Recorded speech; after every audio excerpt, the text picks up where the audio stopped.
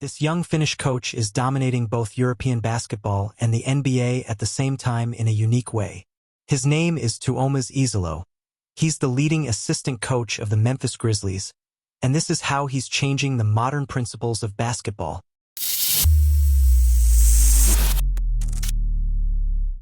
Iisalo started to make a name for himself in Bonn, where in 2022 took a team that finished 13th in the German BBL with a 12-22 record, to the second place in the regular season standings with 26 wins and 8 losses, a result that made him earn the Domestic League Coach of the Year award. He did even better in the 2022-23 campaign, when he recorded 32 wins out of the 34 total games, topped the regular season standings, took his team to the national finals and won another Coach of the Year award. The same season he won the Basketball Champions League with 15 wins in 17 games and the competition COTY award too, something that granted him the head coach spot in the ambitious Paris basketball project. Iisalo coached just one season in the French capital but kept obtaining great results. He finished second in the regular season with a 27-7 record, made the national finals and was once again given the Coach of the Season award. But what was even more impressive is what he did in Eurocup in that season. He won 21 games out of 22, dominated the playoffs, won the Coach of the Competition award and orchestrated the statistically best offense ever seen in basketball. 127.1 was Paris's offensive rating in Eurocup, something not even NBA teams have ever even came close to. The Memphis Grizzlies just couldn't miss the opportunity to give him a contract as their main assistant coach. Now we can get to the tactical part, as there are some particular concepts in Iisalo's philosophy I'd like to highlight. The first one is the Iverson cut, so when a player on one side of the court, usually a near wing area, cuts through the other side, typically in the opposite wing area. Here you can see some clips of how Paris effectively used this type of cut last season. They're taken from my official IG account where I broke down the Paris basketball offense last July. Make sure to follow me on that platform too if you don't want to miss some in-depth analysis and basketball content you won't find here on YouTube. Now, see how this action forces the defense to be active on both sides of the floor. We can find similar action in this year's Memphis Grizzlies. Here you can see Ja Morant Iverson cutting to receive the ball on an empty side of the floor. Aldama slips the screen and that leads to a miscommunication in the Celtics defense. Same game, Morant is the cutter again, but this time the focus is on the other side of the court, particularly on the two screeners who cause another defensive miscommunication that leads to an open three. They use it to open some games too. Here Morant is the cutter again, and once he receives the ball he can start the action. You can see how the defenders are already busy. There's a three-man action on the strong side, Bane relocating on the weak side and Jackson Jr. doing a crucial cut on the baseline. This movement puts PJ Washington in a tough spot as he now has to decide whether to help on a possible lob for Clark or to deny JJJ's three-pointer. He covers the statistically better shot, but that leaves Jackson open from behind the arc. The second aspect I want to analyze is how effective the transitions are in Iisalo's teams, and this is correlated to one of the most revolutionary aspects of his coaching career: how he manages the rotations. His players stay on the court for short stints and they're asked to play at full speed so they can outrun the opponents, rest shortly after and get back on the floor soon. If we translate this concept in numbers, you can see how 13 Paris players averaged at least 9 minutes per game last season, with the Eurocup MVP TJ Shorts who played less than 26 minutes each game. The same is happening with Memphis. 13 players are consistently averaging at least 12 minutes per game, and the team leader is Desmond Bane with 28.2. This tactic made fast breaks lethal for Paris, but is doing the same for the Grizzlies. Coaching someone like Ja Morant makes this choice even more effective. Here you see how he's comfortable attacking flat out the defense in transition.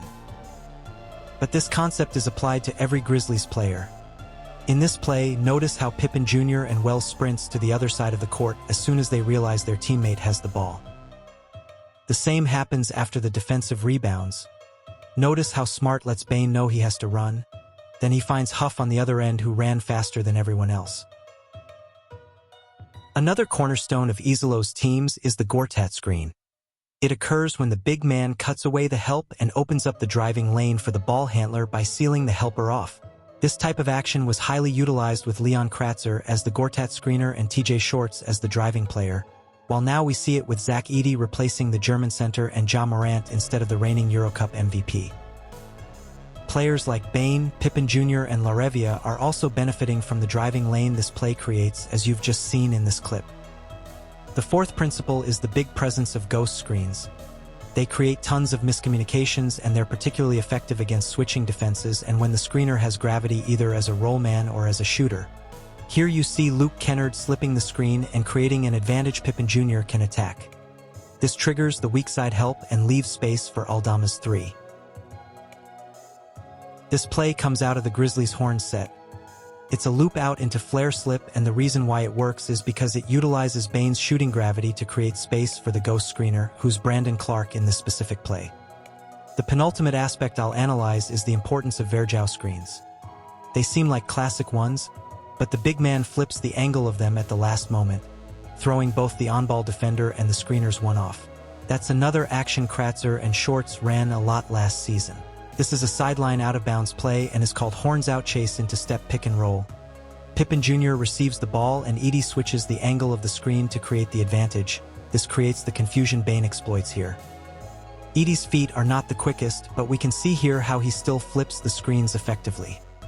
This creates an open lane Morant attacks quickly. Lastly, the amount of cuts you can see in Iisalo's teams is very high. We've already seen the Iverson cuts, but there are also tons of slot cuts, baseline cuts, and relocations. Last season, the best cutters in Paris were Tyson Ward and Banja C. But this season, the Finnish assistant coach can count on players like LaRavia, Aldama, Wells, and Bane.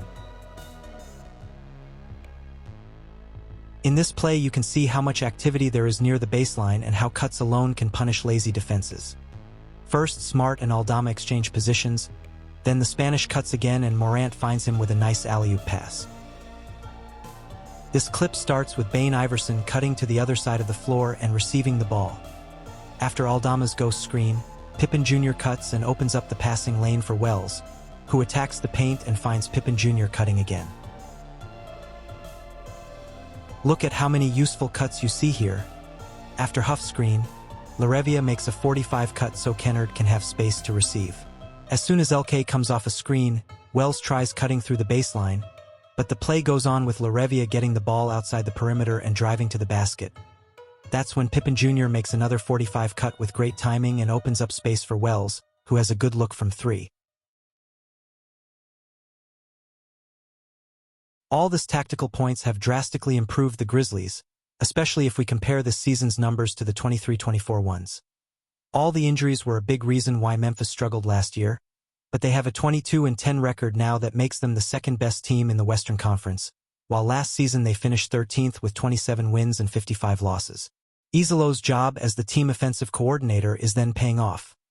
His team went from being the worst offense in the league with 107.7 as their offensive rating to the fifth-best one with 118.6 points scored per 100 possessions. One thing that helped the offense was the high pace the Grizzlies play at. The difference between being the 20th team in transition frequency and being the first is huge, particularly when we see that these situations mostly come from live rebounds. But there's more.